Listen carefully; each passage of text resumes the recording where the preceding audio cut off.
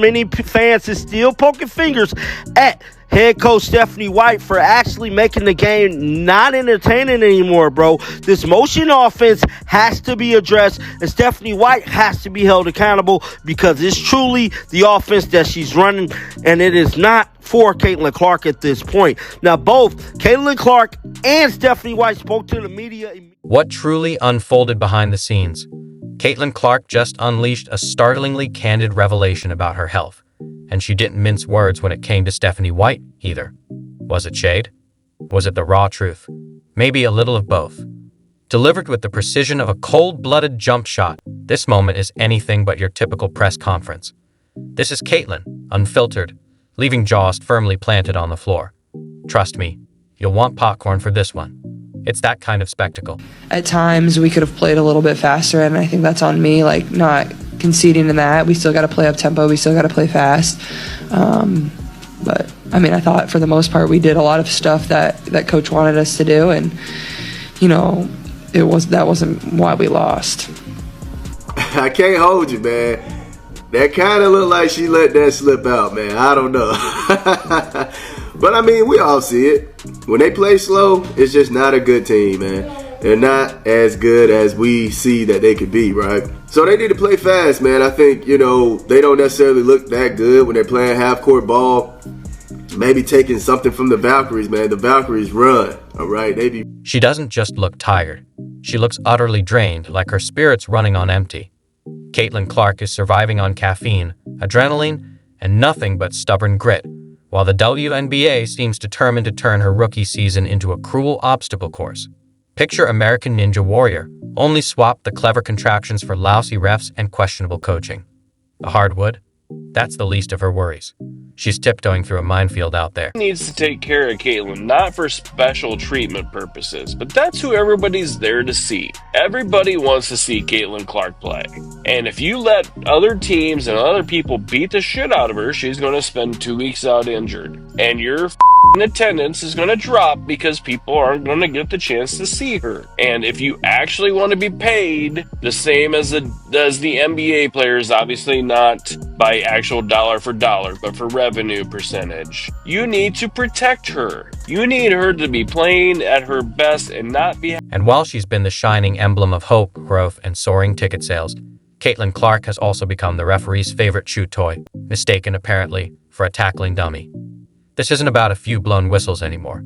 It's a twisted science experiment to see just how many illegal screens and shoulder checks one player can absorb before she melts into an emotional puddle. Defeated the Indiana Fever 89-81. And this game was disappointing for many fans, not only for the fact that it seemed like the Fever had this one in the bag, but they kind of gave it away at the end of the game, but also because it seemed like there was something off with this Fever team. They didn't have the same energy and spark that we all know and love. So many fans are asking, what?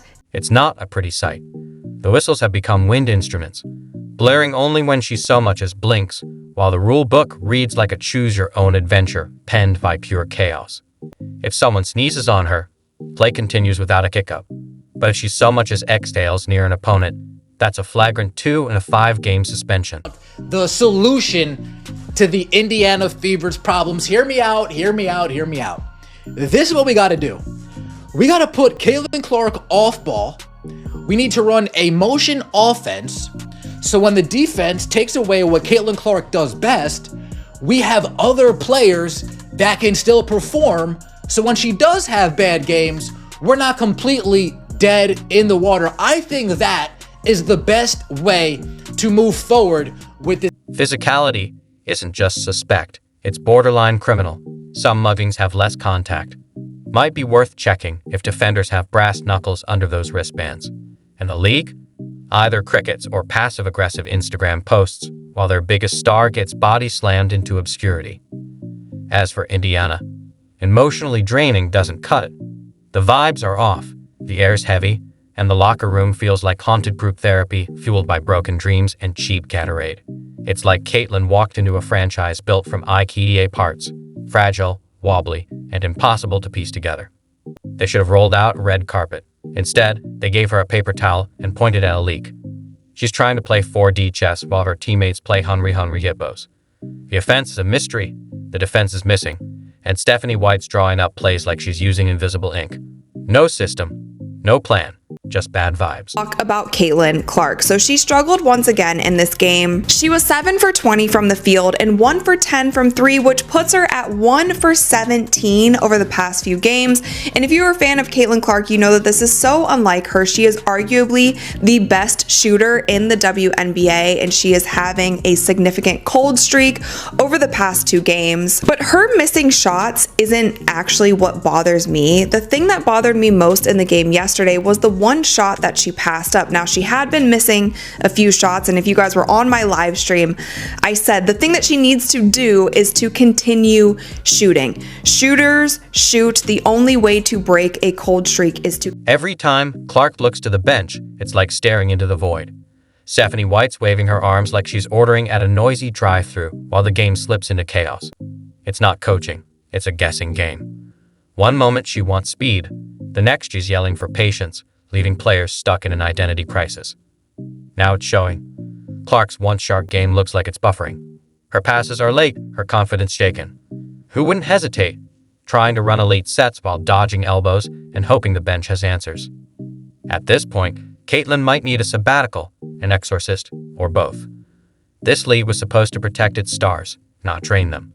Yet here she is, worn down by the same system that clamored for her brilliance, but forgot how to nurture it. Did you say? Wait, what? Did you just tell me that Stephanie White went on an interview tour this whole entire offseason saying exactly that? Did you just tell me Stephanie White went on an interview? So how come when Caitlin Clark has a bad game, this team looks like absolute dog shit? How come when Caitlin Clark isn't busy backpacking this team, it looks like absolute dog shit, coach? Just a question. Just a question. What we saw today, folks, I feel bad for everybody that had to sit through that. Everybody that wasted 2 hours and 25 minutes watching the Indiana Fever versus the Las Vegas Aces. I feel bad that we had to sit through that. That was a tough watch. The stat part. She hasn't even hit her sophomore stride. This was supposed to be the big leap. Her I've got this season.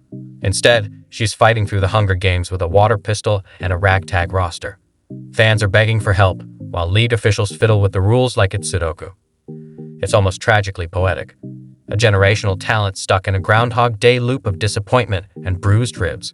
Meanwhile, Stephanie White keeps smirking through pressers like she's in on some secret plan that exists only in another universe.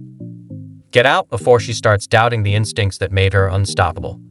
Before her fire becomes fatigue. Before she realizes she's not leading a revolution, just trapped in a dumpster fire with a hoot nailed to it. I think you have to look at things a little bit holistically. I think Caitlin Clark is a really hard player to officiate, much like Diana Taurasi was throughout the course of her career, for a couple of reasons. Caitlin Clark regularly gets picked up in the full court. She also gets blitzed more over the course of her career than any player in WNBA history or in that period of time. And she also creates some contact herself on the offensive end of the floor. She is very difficult to officiate because of all of the contact that's happening around her. She needs an exit plan, a parachute, maybe a time machine. The longer she stays in this mess, the harder it'll be to find herself again. This isn't just about losing games. It's about losing who she is as a player, while the league does nothing. They rushed out cameras and sponsors the minute she went pro, and now they're letting her fade behind mindless sets and empty dribbles. She's not just any player. She's the player, the reason people watch. Yet they're treating her like a spare part in a busted rebuild. Meanwhile, Stephanie White is busy playing mad scientist with lineups, taking Caitlin off the ball for most of the game. That'll solve everything, apparently. If no one's going to step in, and she has to. Because this doesn't just kill stats, it drains your soul. She deserves better. So does everyone watching. Well, I be damned. I be damned. 7 for 20 from the field. 1 for 10 from the three-point line. And look at those turnovers. 8 turnovers. She leads the league in turnovers. But guess what? Her Clarkies are only going to be impressed, and they're going to brag about the 19 points and 10 assists. Me personally, I'm all about efficiency. I'm concerned about those last 3. them turnovers, which she leads the league in turnovers. She is shooting horrible from the field. And as far as them three-pointers, in the last 2 games, she's only made 1 3-pointer, and that's the one. The Fever were trying to be that team that runs you off the floor, that hustles. I felt like they were the deepest team. Like, looking at the roster, man, they actually have some players that could run the floor.